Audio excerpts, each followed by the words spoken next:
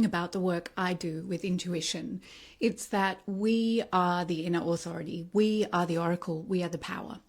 And when we're on a full moon, as we are right now, we can often use this as a time to put the meaning of our life outside of us. However, honoring the full moon is honoring the cycles of Mother Earth, and that is a brilliant thing to do.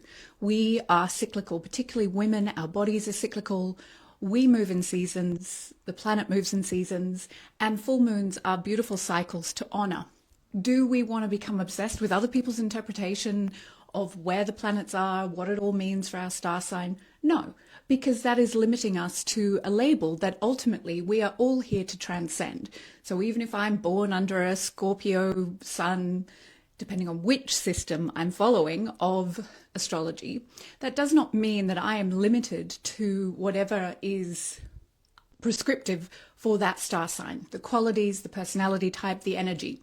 Why we can pay attention and should pay attention to the cycles of the planet is because they allow us to go through the cycles of death and rebirth and to understand that change is everything.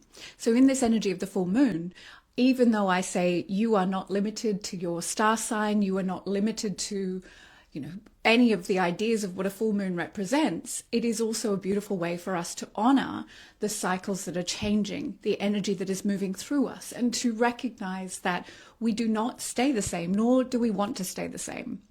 And the energy of this particular full moon is inviting a sense of deep inner authority, trusting ourselves before we trust the outer voices of the world, even the really spiritual voices.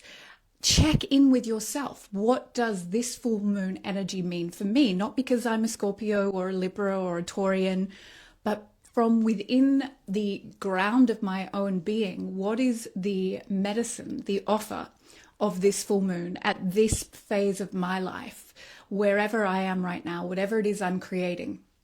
I created a system of archetypal patterns drawn from the work of the great teachers like Caroline Myss, Jung, Clarissa Pinkola Estes.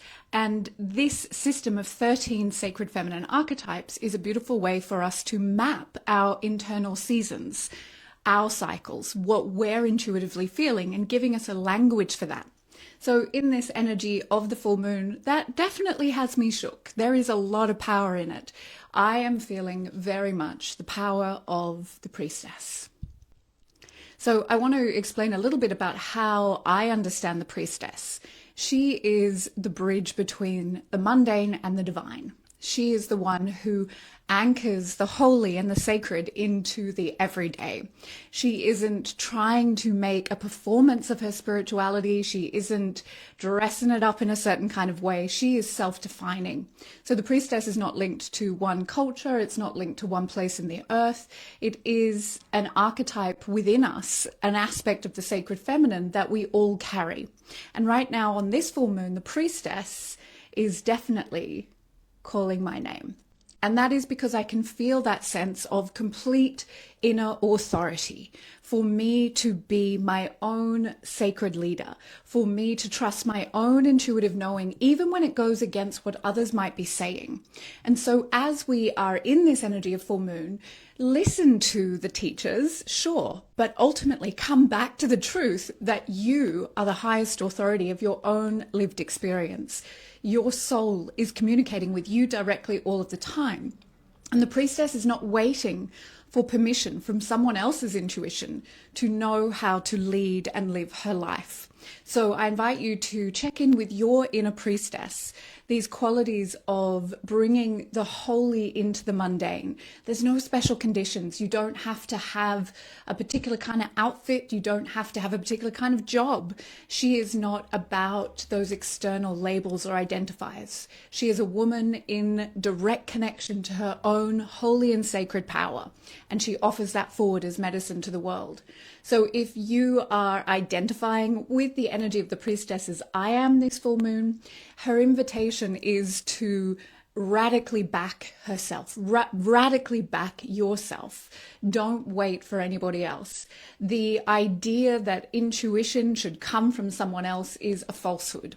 We are our own direct oracle, and we need to bring the holy into every breath, every mundane action. I'm about to take my dog to the vet. I'm about to enter into a full and busy week of work. There's a lot of boring things that I will be doing this week that are part of the big picture of my life. It isn't all rituals and full moons and candles and incense. It's paying bills, it's taking dogs to vet, it's getting kids to do their homework. But if we bring the sacred to all of those things, then we are fulfilling the role of the priestess in our own lives and in service to the world. And when every woman remembers her holiness, her sacred truth, her direct connection to her divine nature, then we will no longer live in this paradigm of fear and suffering that has been created by forcing women to believe that they are not directly connected to the divine. So I invite you to check in with yourself. What does the priestess want me to know right now? And have the most incredible February. Have the most incredible life. And let's remember, we are the direct source.